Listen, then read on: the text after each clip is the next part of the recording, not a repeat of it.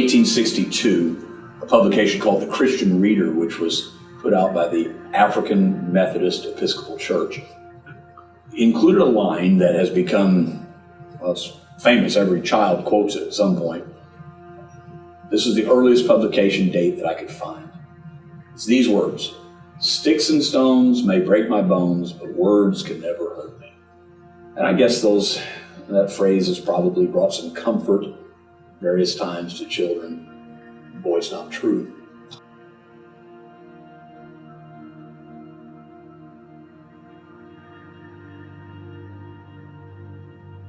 It's not accurate. Even the Bible makes it pretty clear that words are more powerful than that. The Bible talks at one point that the words of a talebearer are like wounds that go down to the deepest part of the belly. The Bible goes so far as to say that life and death are in the power of the tongue. We can try to console ourselves with those words that, sticks and stones. No, words hurt, and they hurt for a number of reasons. Quite often those words touch insecurities in our lives. We're mocked. People say unkind things, and those words reach back and they touch some insecurity from our childhood. If as a child you were told you were ugly or you were stupid or some horrible thing like that, that insecurity that was bred in you, later on in life, words can touch those insecurities. Words can touch previous mistakes, some failure in your life that you really are almost ashamed of and wish hadn't happened. Boy, words can reach back and touch those things. We can say all we want, but only sticks and stones can hurt. That's just not true. In fact, those broken bones probably heal more quickly than the wounds that words inflict. Jesus understood this. He understood because he was mocked. He was ridiculed. He was made fun of during the course of his scourging and his trial and his crucifixion. Horribly harsh words were spoken toward him. He said he was the Son of God. He can't even say he saved others, but he can't save himself. They smote him. Tell us, prophet, who smote you? These harsh words that were spoken toward him time and again. He dealt with the pain, hurtful words. You and I know about that. If you've lived any length of time, you know what it is to have unkind and hurtful words that are like wounds that go down deep, deep into your belly. We all experience this. But Jesus, once again, patterns for us.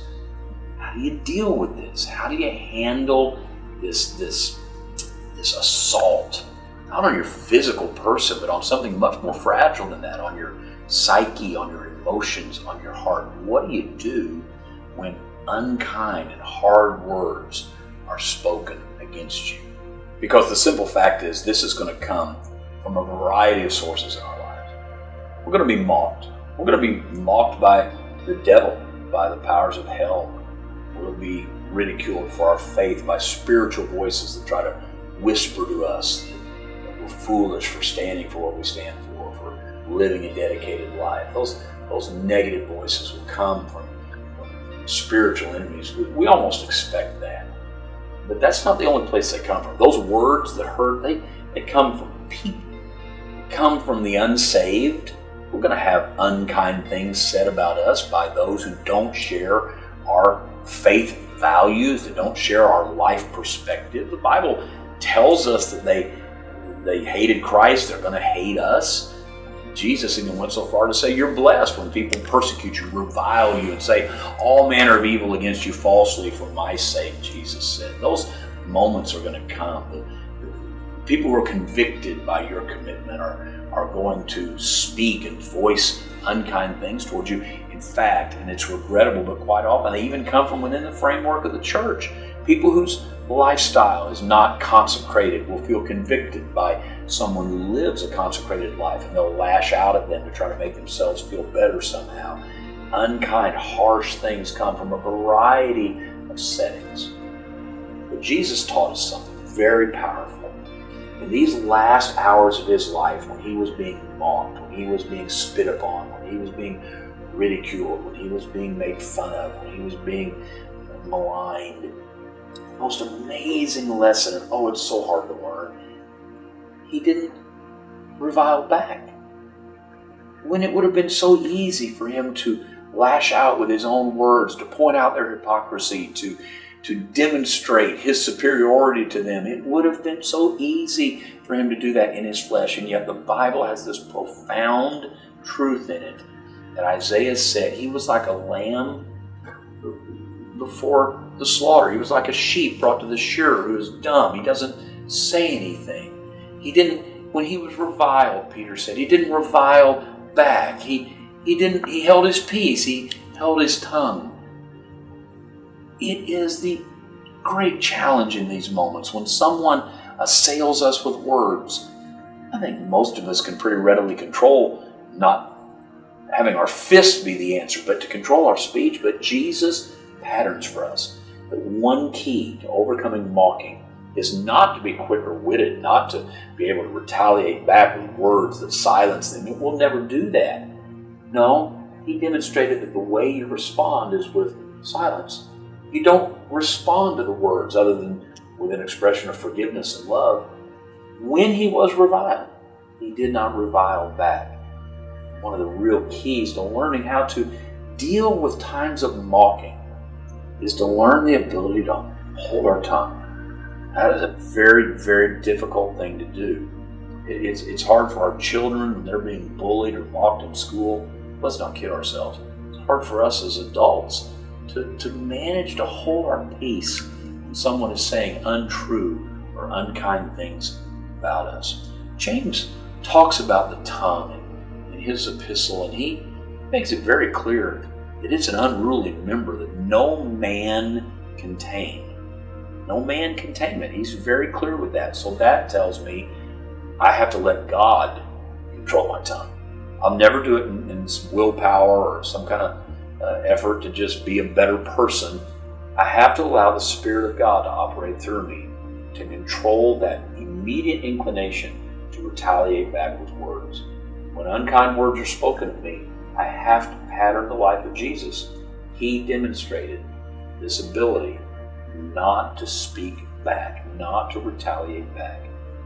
In those moments, we have to follow the biblical admonition to be swift to hear, slow to speak.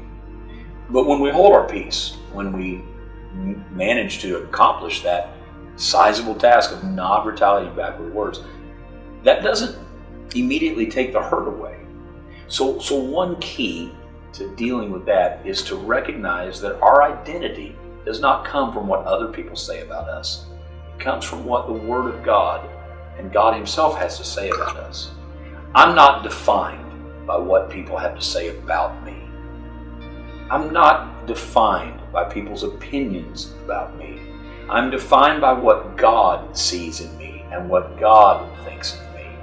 If I can ignore the barbs and the hurtful words of people and instead focus on God's opinion of me, I will be miles ahead in this quest for a sound self-image and emotional stability and even spiritual stability, because I will focus on God's thoughts, God's opinions, God's words, instead of the words of people. When it really comes down to it, that's all that matters. What does God think of me? Not what do friends at school or co-workers or neighbors. Now, we want a good reputation to the best we can with those that are without. The Bible talks about that. But ultimately, I can't find my definition in what some bitter person has to say about me. I must find my definition of who I am in my identity in Jesus Christ. When I can do that, then I have a measure of self-control. Their words can't hurt me as much as they would have otherwise. I do just what Jesus did. He was mocked, and sure it hurt. He was weary, and he'd been up all night, and here's these people lobbing these verbal barbs at him. Of course it hurt his from a fleshly standpoint, but he was able to realize that he had an identity that they could not take from him. He was the Messiah. He was God's Son. He was there on a mission. Well, you and I don't share that identity, except that we are God's kids. He is our Father, and what He thinks of us matters so much more than what anyone in this world has to say about us. We don't want to waste time firing back at people that have attempted to harm us in some fashion. In fact, when we do, we just weaken ourselves for the bigger causes of life. There's a great story about a gentleman who was admiral of the British Navy. His last name was Phipps. In the 1700s, he was on board his fleet in the battle from Montreal, Canada.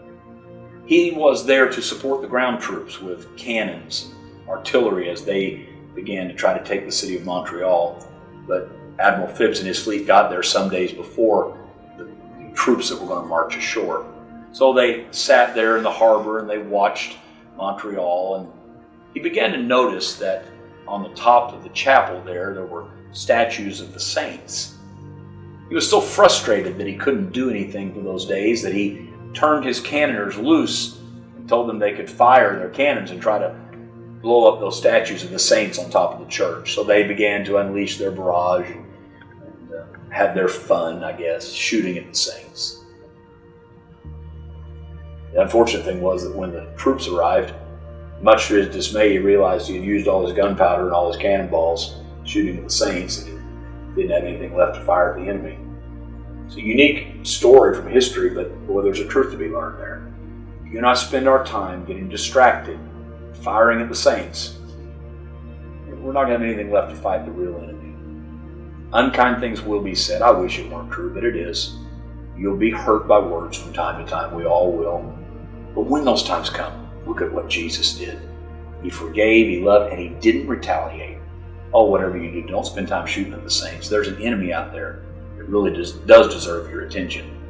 And it's not found sitting down in the pew someplace.